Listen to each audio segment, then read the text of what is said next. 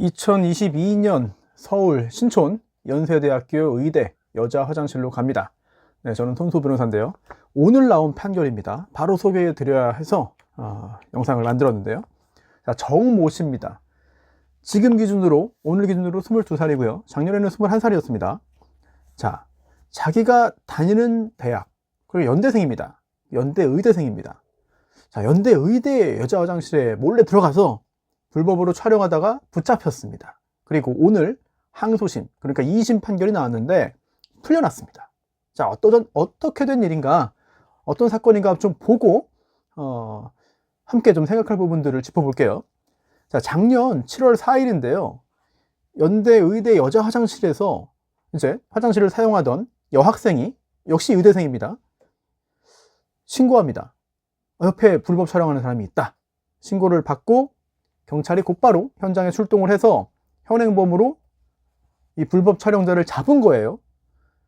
그런데 경찰서에 끌려가서 현행범 체포입니다. 끌려갔는데 내가 이거 착각을 했다. 이거 여자 화장실인 줄 몰랐다. 이렇게 발뺌을 한 겁니다. 내 일부러 한 게 아니다. 자, 하지만 뭐 증거가 많죠. 그래서 전화기 보니까 6월 17일, 20일, 21일, 그리고 7월 4일 이렇게 4번, 4일에 걸쳐 가지고 촬영한 게 증거가 남았고요. 그리고 무려 32번이나 불법 촬영을 했습니다. 당연히 구속됐죠. 네. 자, 구속돼서 재판으로 넘겨졌는데, 체포돼서 이제 그 다음에 바로 구속이 됐어요. 네. 재판에서는 유죄를 인정했습니다. 다 자백을 했고, 검사는 징역 3년형을 구형했습니다. 징역 3년을 구형했고요. 자, 그러면서 우발적인 범행이 아니다. 수십 번이나 반복했다. 그리고 피해자의 정신적인 충격이 매우 크다. 안전하다고 생각한 그런 자기가 다니는 대학의 여자 화장실인데 여기서 이런 일을 당하니까 충격이 굉장히 클 수밖에 없었다는 거죠. 그러면서 징역 3년을 구형했습니다, 검사는. 그런데 여기에 대해서 변호인은 이렇게 말했어요. 정신과 치료 그리고 상담을 통해서 욕구를 다스리지 못한 게 원인이다. 앞으로 재범을 하지 않기 위해서 성인지 감수성 키우기 위해서 노력을 하고, 또 출소한 후에도 정신과 치료 상담을 꾸준히 받겠다.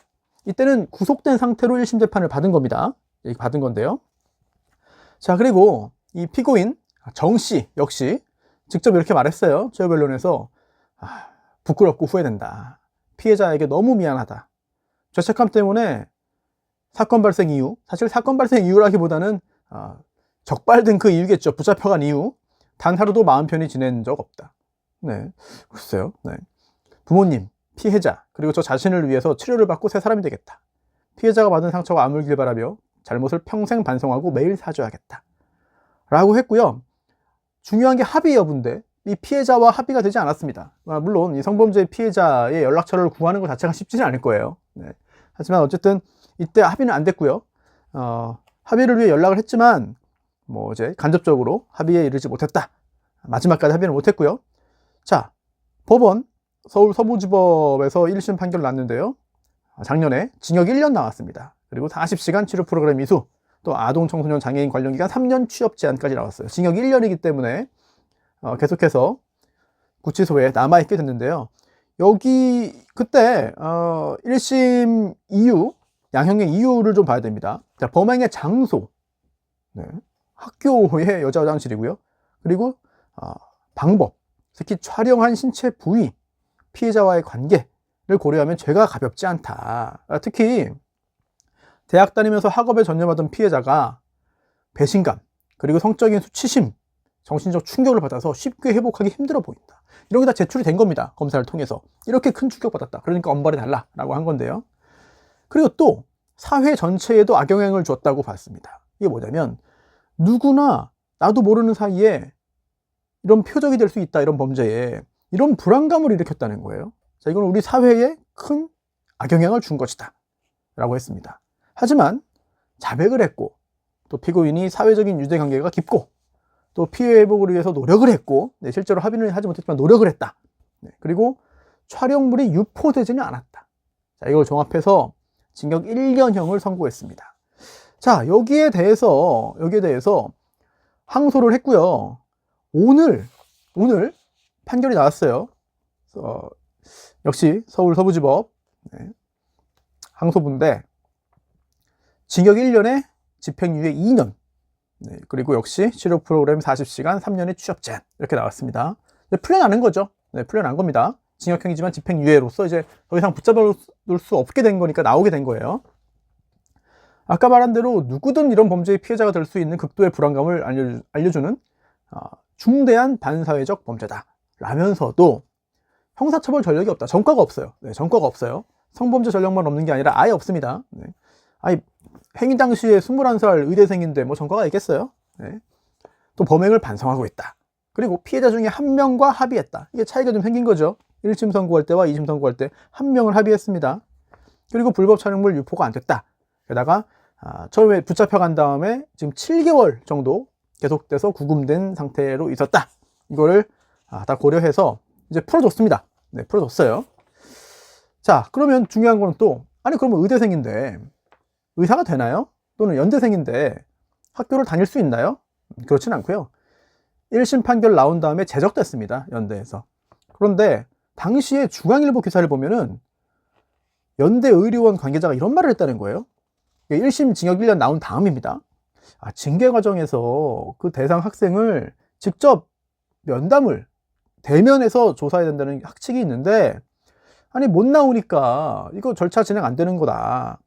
형기 다 마친 다음에 징계위원회 재가동 되는 거 아니냐라는 의견을 밝혔대요. 이게 중앙일보에 나옵니다. 당연히 학생을 비롯한 많은 사람들이 비판을 했죠.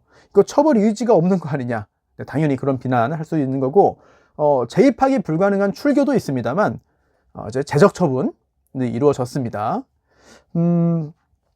사실 이런 유사한 범죄가 처음이 아니에요. 특히 작년에 유난히 의대생들의 성범죄가 많았습니다. 자, 언론 보도에 나온 것만 좀 몇 개 간단히 소개해 드릴게요. 작년 9월입니다. 작년 9월에 아주대 의대생이 불법 촬영했어요. 아주대 의대 탈의실에다가 탈의실 수납장에 스마트폰을 놓고 학생들이 옷 갈아입는 거를 불법으로 촬영했습니다. 아주대 작년 9월. 또 작년 6월에 또 연대 의대 버스에서 동아리 회원이 잠들었는데 몰래 만지고 촬영하다가 붙잡혔습니다. 그랬는데 그 휴대전화기 보니까 그 동아리 회원들 뿐만 아니라 그 외에 다른 여성을 불법으로 촬영한 게 100장 정도 발견됐다. 자, 이런 보도가 나와요. 네, 보도가 있습니다, 실제로. 이 보도 이후에 판결문을 제가 구하지 못했기 때문에 그 결과까지 다 말씀드리진 못하겠고, 오늘은 제가 이거 따로 또 별도로 좀 만들어 보겠습니다. 자, 그러면은 아니 이거 뭐 일부러 연대만 하는 거 아니냐? 그렇지 않죠. 그로부터 한 10년 전입니다. 2011년 고대에는 남자 셋 여자 1명 이제 여행 갔다가 그 3명의 남자 고대 의대생이 1명을 불법 촬영해서 중형이라고 할 수 없죠. 하지만 다른 사건들에 비하면은 엄한 처벌 받았습니다. 1명은 징역 2년 6개월, 2명은 징역 1년 6개월. 그리고 그 중에 1명, 가장 이제 처벌을 강하게 받은 2년 6개월 형을 받은 그 학생이 2년 6개월 살고 나와가지고 성대 의대에 또 들어갔어요. 그래서 의사면허를 취득했다라는 신문 보도가 있습니다. 의사면허를 취득했다. 지금 의사예요. 네. 물론 의사가 자격이 있다고 해서 의료행위를 정상적으로 다 할 수 있느냐? 그건 또 아닙니다. 그건 또 다른 얘기거든요. 따라서 이제 의료법상 결격사유에 해당하지 않아서 의사 자격을 취득하고 유지할 수는 있다 하더라도 실질적으로 이제 그 의사로서의 그 업무를 할 수 있느냐? 이건 또 다른 차원의 이야기가 됩니다. 그렇기 때문에 아예 의사 자격을 취득할 수 없게 또는 유지할 수 없게 보유할 수 없게 해야 되는 거 아니냐, 이런 논의가 있거든요. 실제로 이제 범죄 저질러서 금고 이상형 받으면은 이제 장관이 의사면허 취소할 수 있게 하는 그 의료법이 시행됐어요. 개정돼가지고 2000년에 시행됐지만 이게 또 논란이 있었죠. 그리고 또 아청법에 따른 성범죄 전력이 있으면은 무조건 10년 의료기관 취업 불가능한 규정도 만들어졌지만 헌법재판소가 이거를 위헌이라고 봤습니다. 아니 구체적으로 어떤 행위를 해가지고 어떤 죄로 아청법 위반한 건지를 봐야지 무조건 아청법 위반하면은 10년이라니 너무 이거는 헌법에 맞지 않는다라는 판단을 내려서 지금은 달라졌죠. 네. 하지만 강력범죄 전과자가 아예 면허 취득할 수 없게 하는 위로법 개정안 논의가 있고 또 발의됐지만 뭐 여전히 국회에서 통과는 되지 않고 있습니다.